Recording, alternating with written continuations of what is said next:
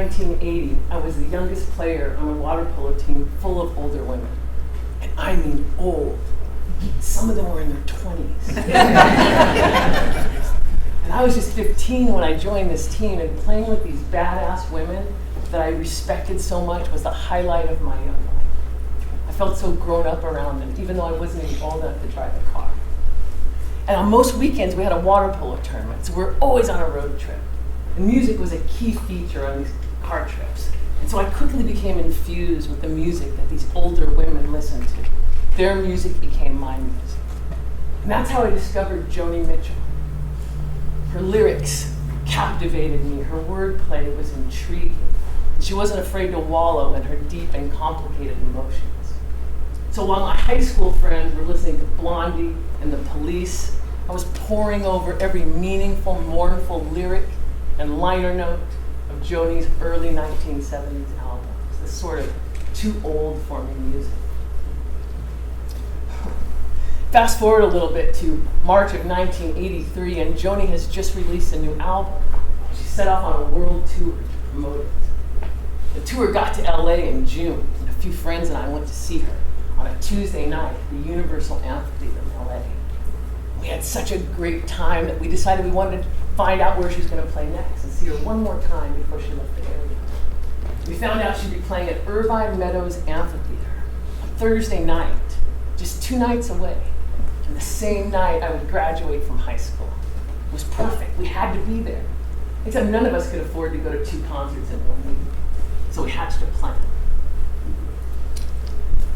Irvine Meadows Amphitheater was built into a hillside with the seats sloping down toward the stage and a nice lawn section at the back. Think the Greek theater, but much, much bigger. But the most interesting thing about Irvine Meadows was that it was situated right up against a 140-acre drive-through wild animal park called Lion Country Safari.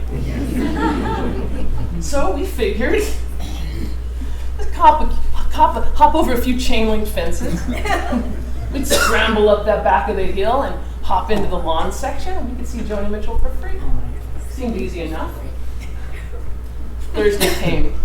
I graduated, grabbed my diploma, and raced home as fast as my old Volkswagen bus would take me.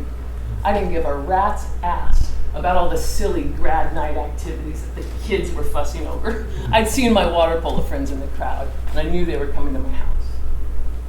I got home, tore off my cap and gown, put on some Levi's 501s, my favorite gray Pretender sweatshirt, and an old green army jacket. We all loaded up my red bus, made a quick stop at the liquor store for beer and clove cigarettes, and we hit the freeway headed south.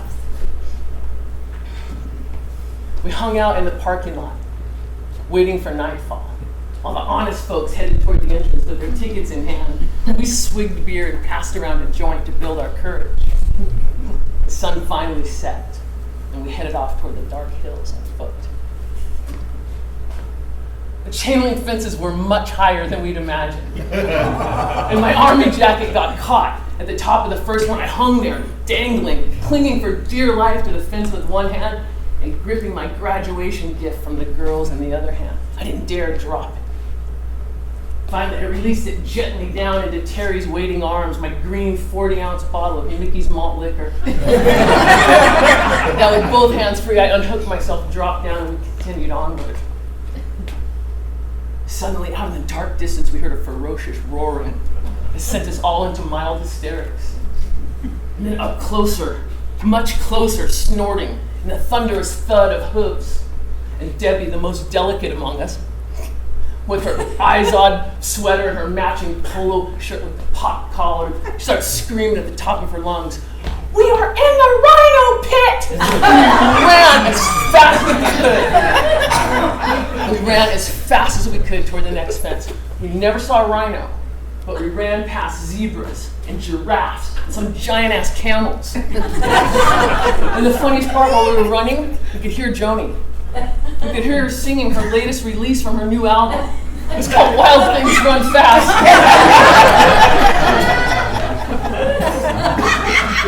We were caught and released twice that night by security. The first guy with his flashlight, he said, "You're all girls," and he let us go.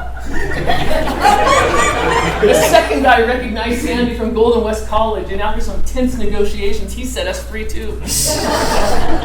Kalani, she got sick of waiting, and she struck off in the dark on her own, and she's the only one that actually made it all the way into the concert.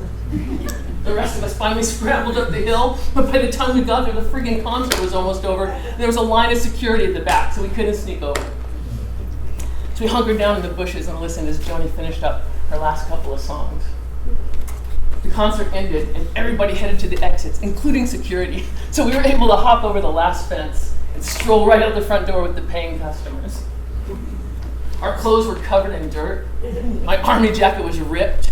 We all had twigs and leaves in our hair, but huge smiles on our faces, and a great story to tell. That adventure was a kickoff to a super fun summer, filled with water polo tournaments, more concerts, and registering for college. And I'd been working my ass off teaching swimming lessons and babysitting. I saved up $800 because guess what? The following summer, I was going to go to Europe with the USA Women's National Water Polo Team. Big changes were coming to my life. Huge changes. And I was ready. Changes came. And I wasn't ready. I didn't know it at the time, but that would be my last carefree summer as a kid.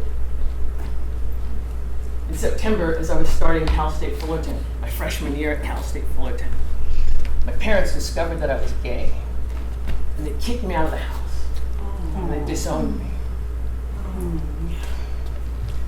And my life flipped upside down. No more water polo team, no more college, no trip to Europe.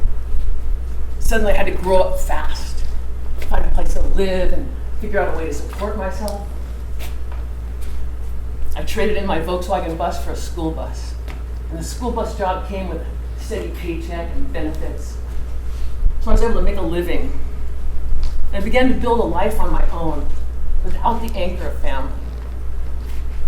The very next year after our adventure in 1984, after a series of maulings and stompings and animal escapes, Lion Country Safari closed down. And a couple years later, after changing hands a few times, Irvine Meadows shut down. The whole thing's a big apartment complex. Change is inevitable, and some changes require us to dig deep and find courage.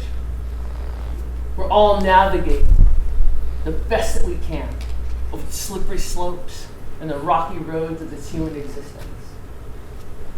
Music gives us light as we wander through dark times and illuminates our strength. Music gives us hope and reminds us that we are all connected.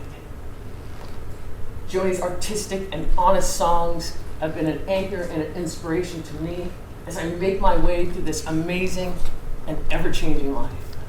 For that, I'm so grateful.